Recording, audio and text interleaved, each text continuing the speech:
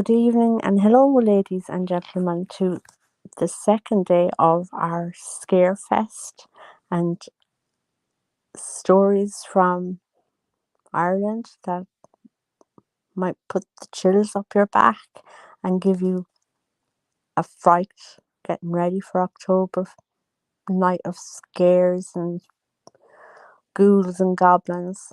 That's Halloween. So we're going to start with the next story. A truly terrifying sight was witnessed by a clergyman in a schoolhouse a good many years ago. This cleric was a curate of Dublin parish, but resided with his parents some distance out of town in the direction of Malahide.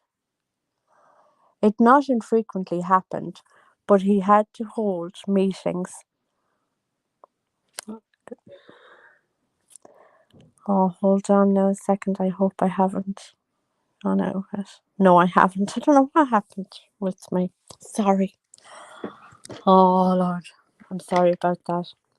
This cleric was a curate of a Dublin parish, but resided with his parents some distance out of town, in the direction of Malahide. It not infrequently happened, but he had to hold meetings in the evening, and on such occasions, as his home was so far away, he had to, and as the modern convenience of tram cars was not then known, he used to sleep in the schoolroom, a large bare room where the meetings were held. He had made a sleeping apartment for himself by placing a pole across one end of the room, on which he had rigged up two curtains, which, when drawn together, met in the middle. One night he had been holding some meeting, and when everybody had left, he locked up the empty schoolhouse and went to bed.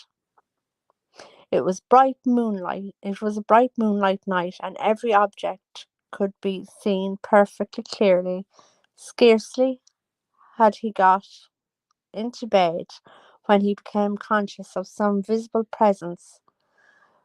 Then he saw the curtains agitated at one end, as if hands were grasping them on the outside. In an agony of terror, he watched these hands groping along the outside of the curtains till they reached the middle. The curtains were then drawn a little apart, and a face peered in. An awful, evil face, with the expression of wickedness and hate upon it, which no words could describe. It looked at him for a few moments, then drew back again, and the curtains closed. The clergyman had sufficient courage left to leap out of the bed and make a thorough examination of the room, but, as he had expected, he found no one. He dressed himself as quickly as possible, walking home, and never again slept a night in that schoolroom. The following tale, sent by Mr. E.B. de Lacy, contains a most extraordinary, unsatisfactory element of mystery. He says, "When I was a boy, I lived in the suburbs, and used to come in every morning to school in the city. By way lay through a certain street in which stood a very dismal semi-detached house, which, I might say, was closed up regularly about every 6 months. I would see a new tenant coming into it, and then a few months it would be to let again. This went on for 8 or 9 years, and I often wondered what was the reason. On inquiring one day from a friend, I was told that it had the reputation of being haunted. A few years later, I entered business in a certain office, and one day it fell to my lot to have to call on the lady who at the particular period was the tenant of the haunted house. When we had transacted our business, she informed me that she was about to leave. Knowing the reputation of the house and being desirous of investigating a ghost story, I asked her if she would give me the history of the house as far as she knew it. which she very kindly did, and as follows. About 40 years ago, the house was left by will to a gentleman named Blank. He lived in it for a short while, when he suddenly went mad and had to be put into an asylum. Upon this, his agents let the house to a lady. Apparently, nothing unusual happened for some time, but a few months later, as she went down one morning to the room behind her, the kitchen, she found the cook hanging by a rope attached to a hook in the ceiling. After the inquest, the lady gave up the house. It was then closed up for some time, but was again advertised to let, and a caretaker, a woman, was to put into it. One night about 1 o'clock, a constable going on his rounds heard someone calling for help from the house and found the caretaker on the sill of one of the windows, holding on as best as she could. He told her to go in and open the hall door to let him in, but she refused to enter the room again. He forced open the door and succeeded in dragging the woman back into the room, only to find that she had gone mad.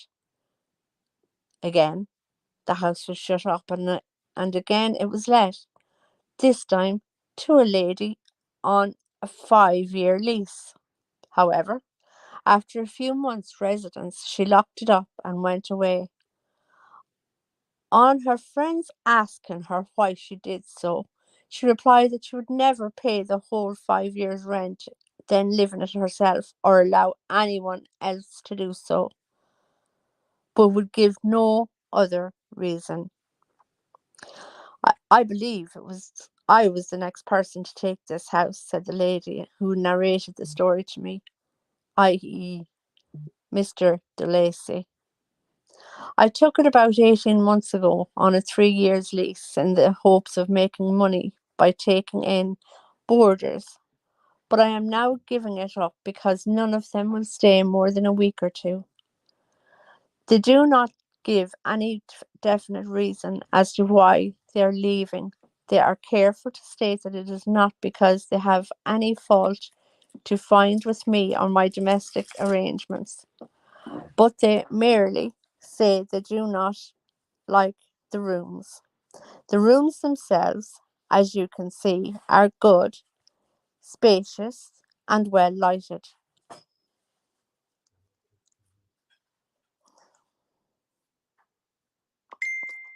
Um, I have had all classes of professional men. One of the last was a barrister, and he said that he had no fault to find except that he did not like the rooms. I myself do not believe in ghosts, and I have never seen anything strange here or elsewhere. And if I had known the house had the reputation of being haunted, I would never have rented it. Marshall's library, that quaint old world repository of ponderous tombs, was reputed to be haunted by the ghost of its founder, Primate Narcissus Marsh. That's a very strange name. Primate Narcissus Marsh. He is said to frequent the inner gallery, which contains what is formerly his own private library.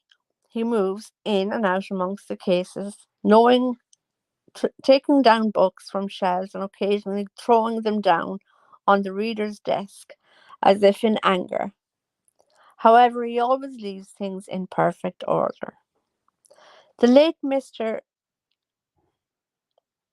Narcissus, who for some years lived in the librarian's rooms underneath, was a firm believer in the ghost and said he frequently heard noises which could only be accounted for by the presence of a nocturnal visitor. The present tenant is more sceptical. The story goes that Marshall's niece eloped from the palace and was married in a tavern to the curate of the chapel, chapel, oh God, chap, chapelizoid. Never heard that word before. She is reported to have written a note consenting to the elopement and have then placed it in one of her uncle's books, in which her lover had access where to find it. As a punishment for his lack of vigilance, the Archbishop is said to be condemned to hunt for that note until he finds it, hence the ghost. These are all separate stories, and I probably should actually say when the next one starts. So, this is story number 3. The ghost of a deceased canon is seen in front of one of Dublin's cathedrals by several independent witnesses, one of whom, a lady, gives her own experience as follows. Canon was a personal friend of mine, and we had many times discussed ghosts and spiritualism, in which he was a profound believer. Having had many supernatural experiences himself, it was during the Sunday morning service in the cathedral that I saw my friend, who had been dead for 2 years, sitting inside the communion rails. I was so much astonished at the flesh and blood appearance of the figure that I took off my glasses and wiped them with my handkerchief, at the same time looking away from him down the church. On looking back again, he was still there and continued to sit there for about 10 or 12 minutes, after which he faded away. I remarked a change in his personal appearance, which was that his beard was longer and whiter than when I had known him. In fact, such a change as would have occurred in life in the space of 2 years. Having told my husband of the occurrence on our way home, he remembered having heard some talk of an appearance of this clergyman in the cathedral since his death.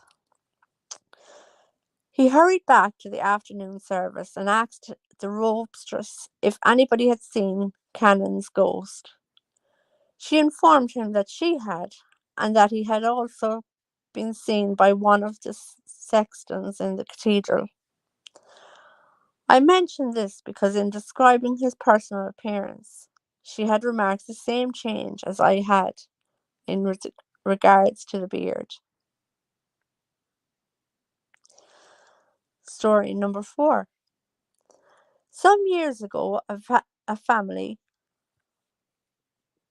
had a very uncanny experience in a house in Rathgar and subsequently in another in Rathmines. These were communicated by one of the young ladies, to which Mrs. M.A. Wilkins, who published them in a journal from which they were taken. The Rathgar house had a basement passage leading to a door into the yard, and along this passage her mother and children used to hear dragging, limping steps, and a latch of the door rattling, but no one could ever be found when the search was made. The house bells were old and all in a row, and on one occasion they all rang apparently of their own accord. The lady narrator used to sleep in the back drawing room, and always when the light was put out, she heard strange noises, as if someone was going around the room rubbing paper along the wall, while she was often had the feeling that a person was standing beside her bed. A cousin, who was a nurse, once slept with her and also noticed these strange noises. On one occasion, this room was given up to a very matter-of-fact young man to sleep in, and the next morning he said that the room was very strange with queer noises in it. Her mother also had an extraordinary experience in the same house. One evening, she had just put the baby to bed when she heard a voice calling, "Mother!" She left the bedroom and called to her daughter, who was in the lower room. "What do you want?" But the girl replied that she had not called her, and then, in her turn, asked her mother if she had been in the front room, for she had just heard a noise as if someone was trying to fasten the inside bars of the shutters across. But her mother had been upstairs, and no one was in the front room. These experiences in the Ratamine's house were of a similar auditory nature. The young ladies heard their names called, though it was found that no one in the house had done so. I have to add here that a lot of the times there's noises in this house and I'm used to it. Very used to it. Things rattling and moving and twisting. But I am not doing any of these noises that are going on. I'm actually sitting down with the two phones, reading one phone, the stories from one phone, and holding the other phone with the same hand, with YouTube open. So I am not doing any of these noises that are happening all around me. Just to add that little um, bit of spook. I don't know if these ghosts are here with me as well, or if it's just the normal ghosts. I shall carry on. Occasionally, it happens that ghosts inspire a lawsuit. In the 17th century, they were to be found actively urging the adoption of legal proceedings, but in the 19th and 20th centuries, they play a more passive part. A case about a haunted house took place in Dublin in the year 1885, in which a ghost may be said to have won. Mr. Waldron, a solicitor's clerk, sued his next-door neighbour, one Mr. Kiernan, a mate in the merchant service, to recover £500 for damages done to his house. Kiernan altogether denied the charges, but asserted that Waldron's house was notoriously haunted. Witnesses proved that every night from August 1884 to January 1885, stones were thrown at the windows and doors, and extraordinary and inexplicable occurrences constantly took place. Mrs. Waldron, wife of the plaintiff, swore that one night she saw one of the panes of glass of a certain window cut through with a diamond, and a white hand inserted through the hole. She had once caught up a bill hook. She had once caught up a bill hook and aimed a blow at the hand, cutting off one of the fingers. This finger could not be found, nor were there any traces of blood seen. A servant of hers was sorely persecuted by noises and sounds of footsteps. Mr. Waldron, with the aid of detectives and policemen, endeavoured to find the cause, but with no success. The witnesses in the case were closely cross-examined, but without shaking their testimony. The facts appeared to be proved, so the jury found for Kiernan, the defendant. At least 20 persons had testified on oath to the fact that the house had been known to have been haunted.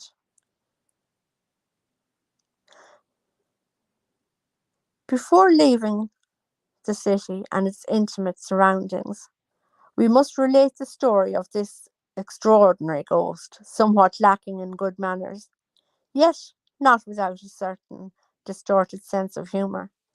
Absolutely incredible though the tale may seem, yet it comes on very good authority. It was related to our informant, whose daughter he had employed as governess, Mrs. C, who is described as a woman of respectable position and good education. Heard it in her turn from her father and mother. In the story, the relationship of the different persons seem to have involved, but it would appear that the initial A belongs to the surname of both Mrs. C's father and grandfather.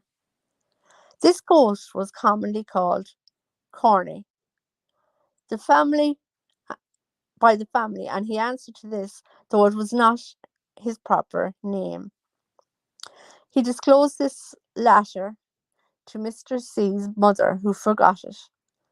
Corny made his presence manifest to the A family shortly after they had gone to reside in a different street in the following manner.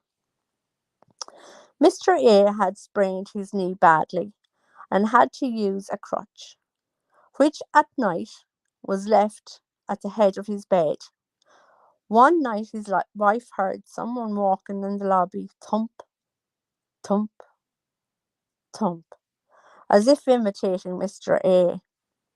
She struck a match to see if the crutch had been removed from the head of the bed, but it was still there. From that on, Corny commenced to talk, and he spoke for every day for his usual habitat, the coal cellar of the kitchen. His voice sounded as if it came out of the empty barrel. He was very troublesome and continually played practical jokes on the servants, who, as might be expected, were in terror of their lives of him.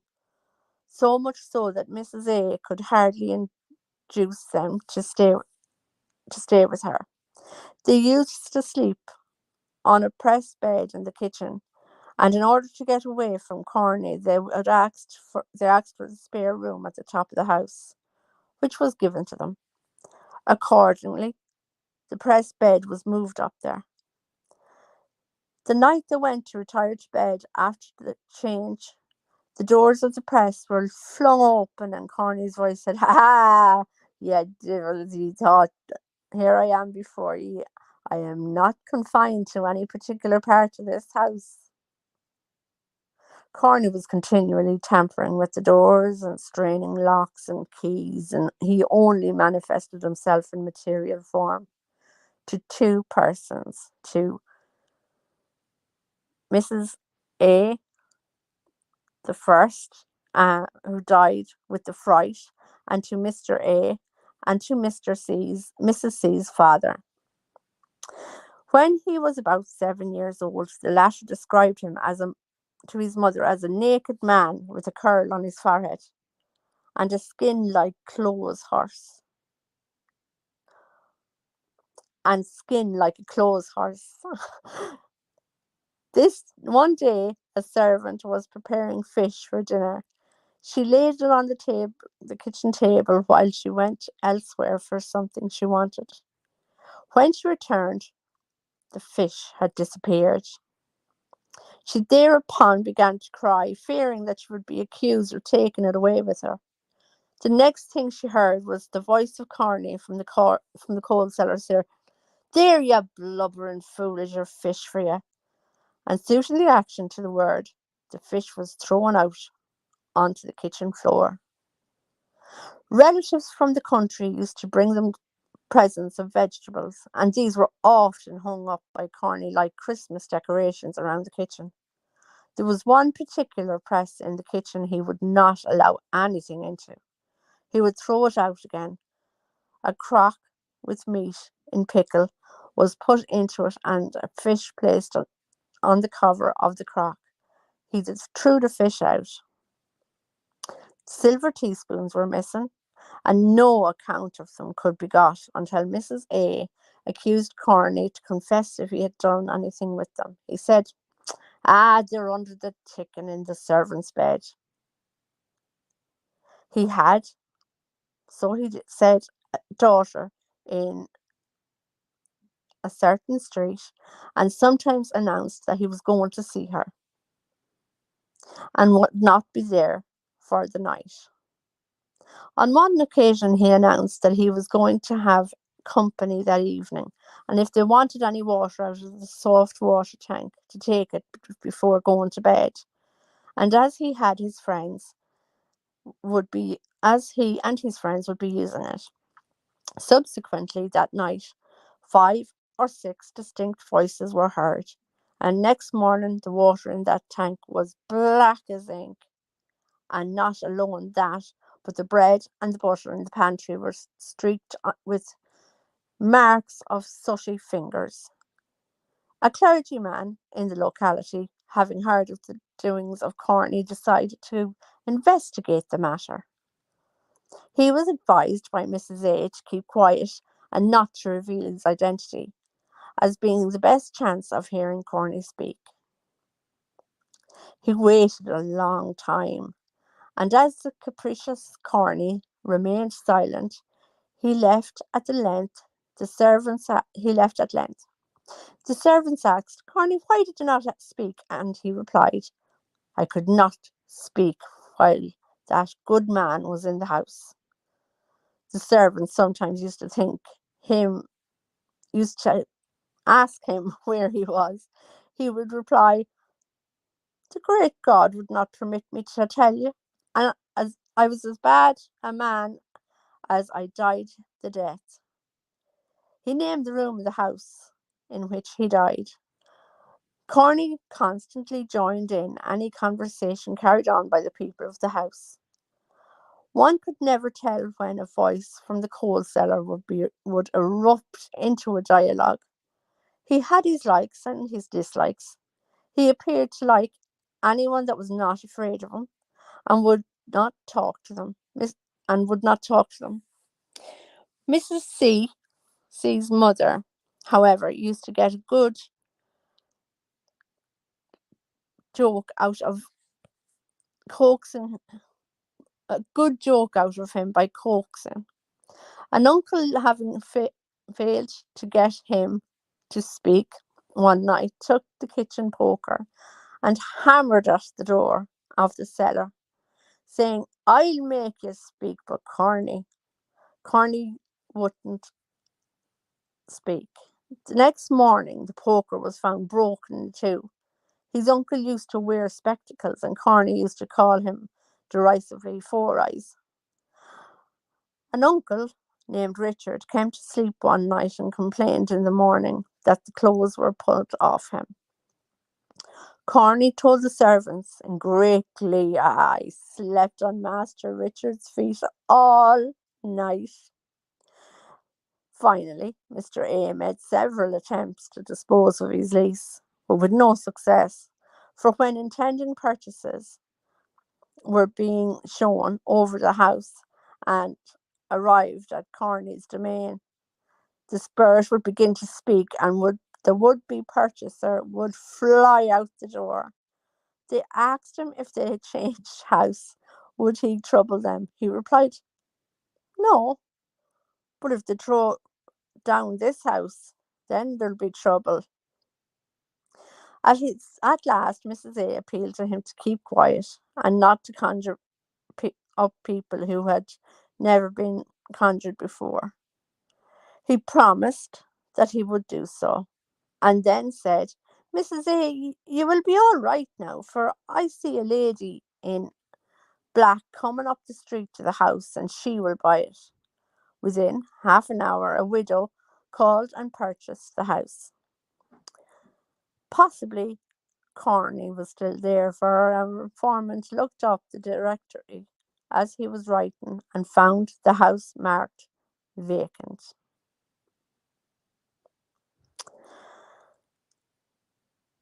That's a very strange story. So that's it for tonight.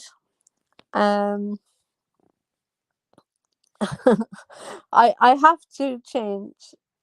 Sometimes I have to change the wording because it's very old Irish, and the because the book had been written in the 1800s, it's very the wording would be very to that time.